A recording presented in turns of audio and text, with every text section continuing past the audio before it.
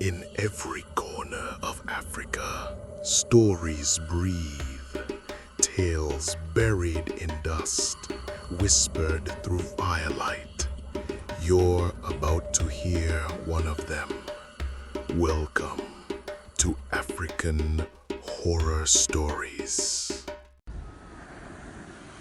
The Popobawa, the winged shadow of Zanzibar.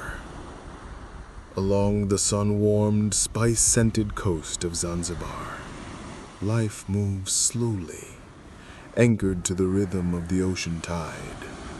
But beneath the surface of this paradise lies a legend that chills the heart of every local, the Popobawa.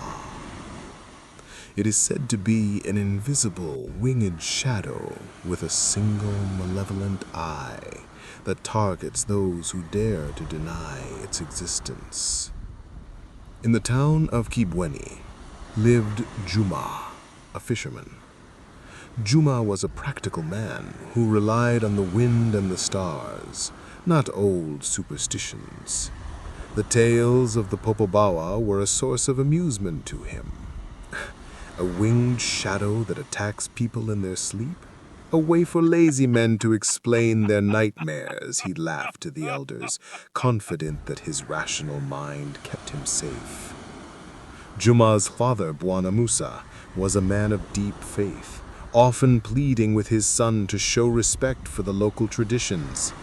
But Juma wouldn't listen. That night, the whispers said the shadow was back. Juma ignored them and settled into his bed, smug in his disbelief. Just after midnight, the silence fell, absolute and crushing. Juma's skepticism shattered as a cold, dense weight settled onto his chest, pressing the air from his lungs. He was paralyzed, staring into the dark. The Popobawa had chosen its victim. It pressed down with leaden malice, a crushing proof that the invisible shadow was real and it knew he was awake. When dawn finally released him, Juma was broken.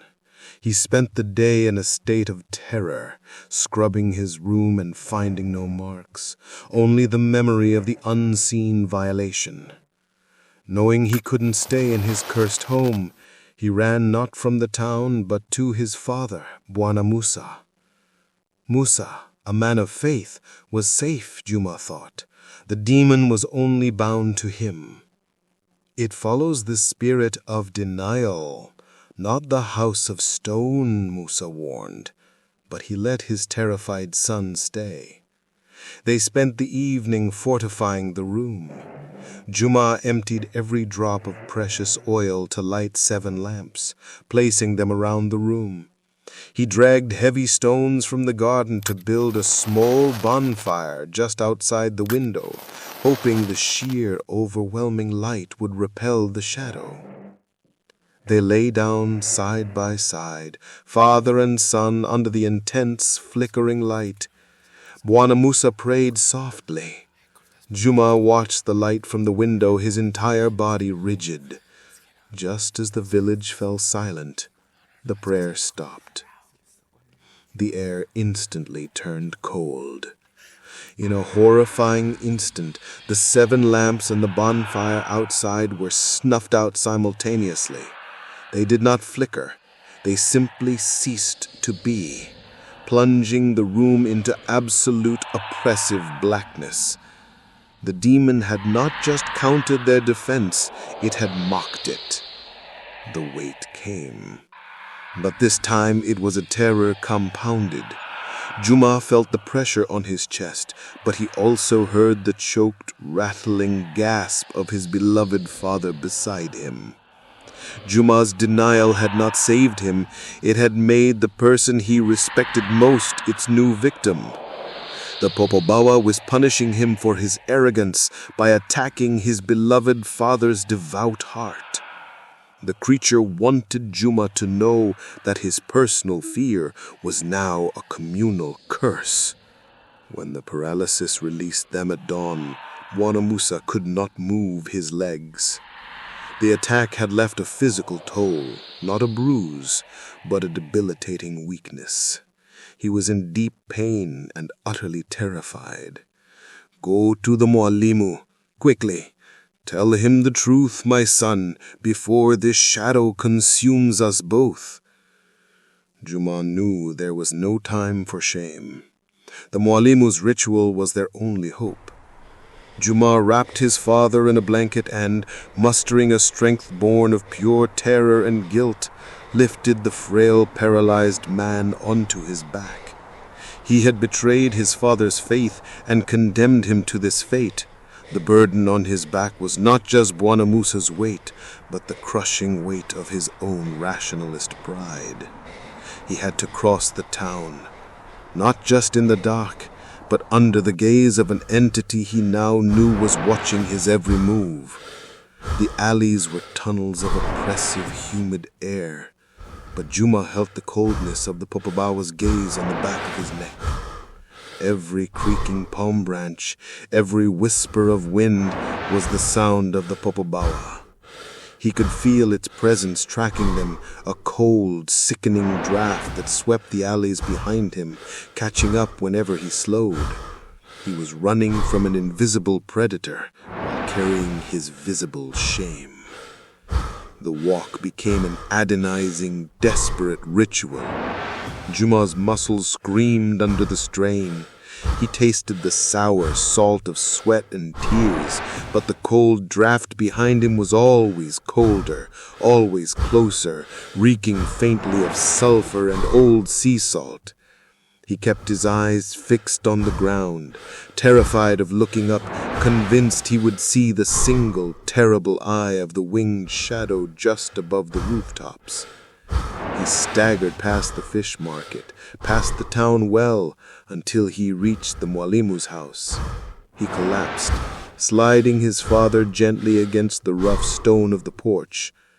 As he beat on the door, a sudden, powerful, single wing beat snapped right above his head, a final aggressive show of power, warning Juma what would happen if he confessed his denial. The air screeched, and Juma smelled the thick, rotten stench of fear and ancient power, confirming that he had brought the creature right to the place of safety.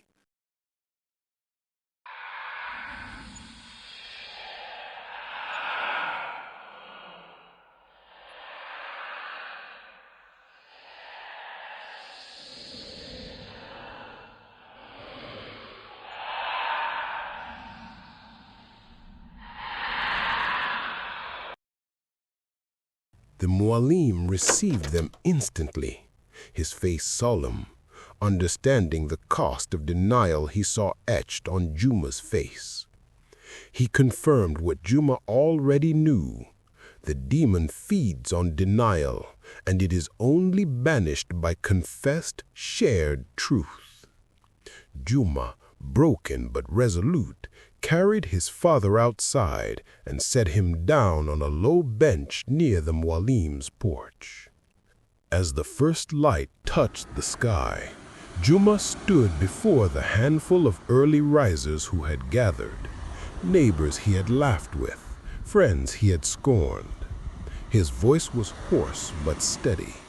He told the whole, humiliating truth, leaving nothing out: his arrogance, his dismissal of the legend, the crushing paralysis, the lights snuffed out in the darkness, and the agonizing realization that his denial had targeted his innocent father.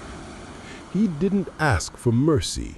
He simply confessed his denial and his terror.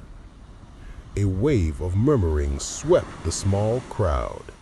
Pity in the eyes of the believers, shame in the eyes of the few remaining skeptics. The Mualim then performed the final ritual. He walked to the shoreline and returned, sprinkling cool, blessed seawater over Juma and his father, reciting the ancient prayers for cleansing and protection. He chanted the specific words of confession, transferring the burden of fear from the individual to the community that would now remember the truth. The shame lifted from Juma's soul, replaced by profound relief. That night, Juma did not have to sleep on the beach. The power of the shared truth was enough. Both Juma and Bwana Musa slept, back in their respective homes, windows open wide. The Popobawa did not come back. The whispers did not cease. They grew louder, fueled by Juma's terrifying confession, ensuring the Popobawa's reality would never be denied again. Its cycle of terror was broken, not by a weapon, but by the surrender of pride. Juma never laughed at the legends again.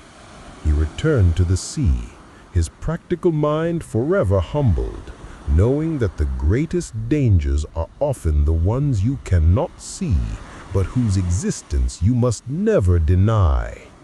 And every night, he left a small, wide-open window in his soul, acknowledging the shadow that still glided on the unseen winds of Zanzibar. That's all for today. If you like the video, let me know by hitting like. And if you are new here, be sure to subscribe for more.